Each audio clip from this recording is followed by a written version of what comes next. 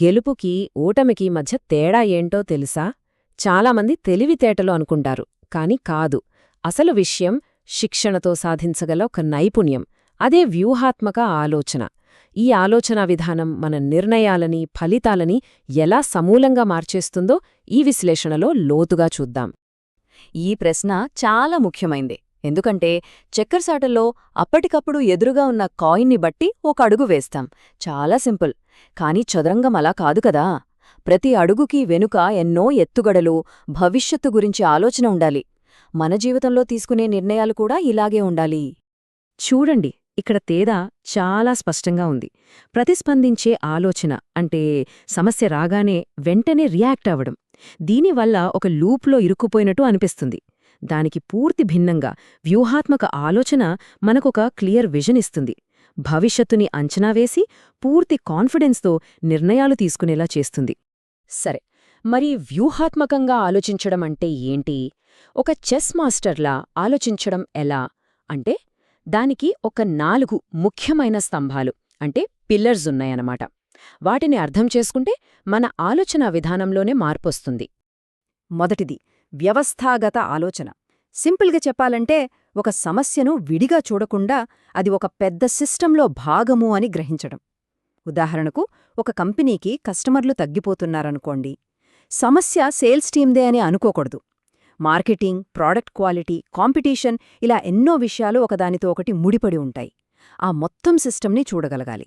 ఇక రెండవది కాలక్రమ ఆలోచన. అంటే కేవలం ఈరోజు లాభం గురించి కాకుండా మనం తీసుకునే నిర్ణయం దీర్ఘకాలంలో ఎలాంటి ప్రభావాన్ని చూపుతుంది అని ఆలోచించడం. దీనికి వారెన్ బఫెట్ ఒక పర్ఫెక్ట్ ఎగ్జాంపుల్. ఆయన స్టాక్స్ను కొన్ని దశాబ్దాలపాటు హోల్డ్ చేస్తారు. ఎందుకంటే ఆయన దృష్టి ఎప్పుడూ లాంగ్ టర్మ్ రిజల్ట్స్ పైనే ఉంటుంది. అదే ఆయన సక్సెస్ సీక్రెట్. మూడవది సంభావ్యత ఆలోచన. అంటే ఏదైనా పనిని సక్సెస్ అవుతుందా, ఫెయిల్ అవుతుందా అని బ్లాక్ అండ్ వైట్లో కాకుండా ఇది సక్సెస్ అవ్వడానికి ఎంత ఛాన్స్ ఉంది అని అంచనా వేయడం. జెఫ్ బెజోస్ అమెజాన్ను స్టార్ట్ చేసినప్పుడు ఈ కామర్స్కి భవిష్యత్తులో మంచి గ్రోత్ ఉంటుందని, దాని సక్సెస్ అయ్యే సంభావ్యత చాలా ఎక్కువ అని నమ్మారు. ఆ అంచనాయే ఈరోజు అమెజాన్ని ఈ స్థాయికి తెచ్చింది. ఇక నాల్గోది, చివరిది పరపతి ఆలోచన. అంటే లెవరేజ్ థింకింగ్. తక్కువ శ్రమతో ఎక్కువ ఫలితం ఎలా సాధించాలి అని ఆలోచించడం. స్ట్రాటజిక్ థింకర్స్ కేవలం కష్టపడి పనిచేయడం మీద దృష్టి పెట్టరు. ఏ పని చేస్తే ఎక్కువ ఇంపాక్ట్ ఉంటుందో ఆ పనిమీదే దృష్టి పెడతారు. అందుకే వాళ్లు తక్కువ టైంలో ఎక్కువ సాధించినట్టు కనిపిస్తారు. ఈ 4 స్తంభాలు ఇంత శక్తివంతమైనవి అయితే మరి మనలో చాలామంది ఎందుకు ప్రతిస్పందించే ఆలోచనలోనే ఉండిపోతున్నారు? ఎందుకంటే దానికి కారణం మన మెదడు పనిచేసే విధానంలోనే ఉంది. మన బ్రెయిన్ సహజంగానే శక్తిని ఆదా చేయడానికి, అంటే ఒక ఆటోపైలట్ మోడ్లో పనిచేయడానికి డిజైన్ చేయబడింది. అదే మనకు అతి పెద్ద అడ్డంకి. ఈ నెంబర్ చూస్తే ఆశ్చర్యం కలుగుతుంది కదా. మన మెదడు బరువు శరీరంలో కేవలం 2%. కాని మన బాడీలోని మొత్తం శక్తిలో ఏకంగా 20% వాడేసుకుంటుంది. అందుకే ఆ శక్తిని ఆదా చేసుకోవడానికి అది మెంటల్ షార్ట్కట్స్ వెతుక్కుంటూ ఉంటుంది. ఈ ఆటోపైలట్ మోడ్ మన ఆలోచనల్ని 3 రకాలుగా దెబ్బతీస్తుంది. 1. పాత అనుభవాల ఆధారంగా కొత్త పరిస్థితులను అంచనా వేయడం. 2.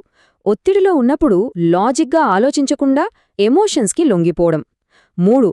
కొత్త పద్ధతులు ట్రై చేయడానికి భయపడి పాతవాటికే అతుక్కుపోవడం. అయితే భయపడాల్సిన అవసరం లేదు.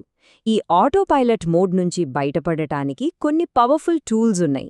మన బ్రెయిన్ సహజ ప్రవృత్తులను అధిగమించి స్పృహతో తెలివిగా ఆలోచించడానికి ఇవి మనకు సహాయపడతాయి. వాటి గురించి ఇప్పుడు చూద్దాం. దీన్నే అభిజ్ఞా నియంత్రణ అంటే కాగ్నిటివ్ కంట్రోల్ అంటారు. ఇది ఒక మెంటల్ ఓవర్ రైడ్ సిస్టమ్ లాంటిది. మన మెదడు ఆటోపైలట్లోకి వెళ్తున్నప్పుడు ఈ కంట్రోల్ని ఉపయోగించి మనల్ని మనం కావాలనే వ్యూహాత్మకంగా ఆలోచించేలా డైరెక్ట్ చేసుకోవచ్చు. ఇది చాలా చాలా పవర్ఫుల్ టెక్నిక్. ఏదైనా కొత్త పని మొదలుపెట్టే ముందు అది ఘోరంగా ఫెయిల్ అయిందని ఊహించుకోవాలి. ఎందుకు ఫెయిల్ అయిందో కారణాలు వెతకాలి. ఇలా చేయడం వల్ల మనకు కనిపించని లోపాలు, రిస్క్లు ముందుగానే బయటపడతాయి. వాటిని అప్పుడే సరిదిద్దుకోవచ్చు. మనం ఒక నిర్ణయం తీసుకున్నప్పుడు అది కరెక్టని బలంగా నమ్ముతాం.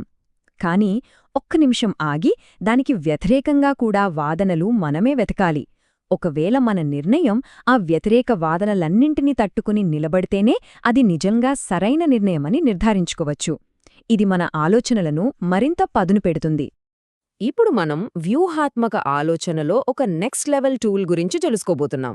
చరిత్రలోని గొప్ప గొప్ప ఆవిష్కర్తలు ఉపయోగించిన ఒక సీక్రెట్ వెపన్ ఇది. ఎలాన్ మస్క్ దీనికి బెస్ట్ ఎగ్జాంపుల్.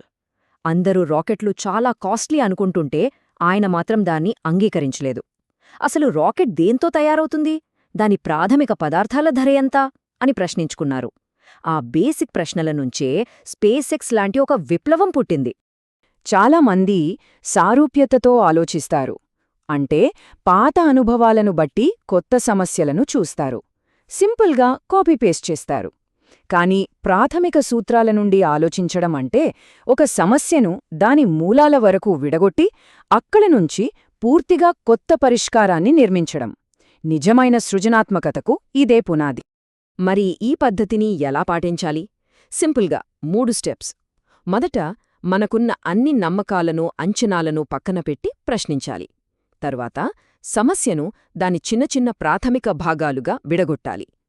చివరగా ఆ బేసిక్ భాగాల నుంచి ఒక కొత్త సొల్యూషన్ని నిర్మించాలి. సరే, ఇవన్నీ తెలుసుకోవటం బావుంది. కానీ నిజమైన మార్పు వీటిని మన రోజువారీ జీవితంలో ఆచరించినప్పుడే వస్తుంది. సో ఈ నాలెడ్జ్ని యాక్షన్గా ఎలా మార్చాలో ఇప్పుడు చూద్దాం. వ్యూహాత్మక ఆలోచనను ఒక అలవాటుగా మార్చుకోవటానికి ఇవి కొన్ని ప్రాక్టికల్ టిప్స్. అన్నింటినీ ఒకేసారి మార్చాలనుకోవద్దు. ఒక్కో సూత్రంతో మొదలుపెట్టండి. తీసుకున్న నిర్ణయాలను, వాటి ఫలితాలను ఒక జర్నల్లో రాసుకుంటే మన ఆలోచనా విధానం మెరుగుపడుతుంది. ఇంకా ఈ విషయాలను ఇతరులతో చర్చిస్తే మన అవగాహన మరింత పెరుగుతుంది. ఒక్క విషయం గుర్తుంచుకోవాలి, మన లక్ష్యం అప్పుడప్పుడో అవసరమైనప్పుడో వ్యూహాత్మకంగా ఆలోచించడం కాదు. ప్రతి సవాలును ఎదుర్కొన్నప్పుడు మన మెదడు సహజంగానే వ్యూహాత్మకంగా స్పందించాలి. అదే మన డిఫాల్ట్ సెట్టింగ్ కావాలి. అదే అసలైన మార్పు. ఇప్పుడు మన మెదడు దగ్గర ఎలాంటి పరిస్థితినైనా ఎదుర్కొనే శక్తివంతమైన టూల్స్ ఉన్నాయి. ఈ శక్తిని, ఈ సాధనాలను ఎలా ఉపయోగించుకోవాలి అనే ఎంపిక అది పూర్తిగా మన చేతుల్లోనే ఉంది. మరి ఆ ఎంపిక ఏమిటి? ఆలోచించండి.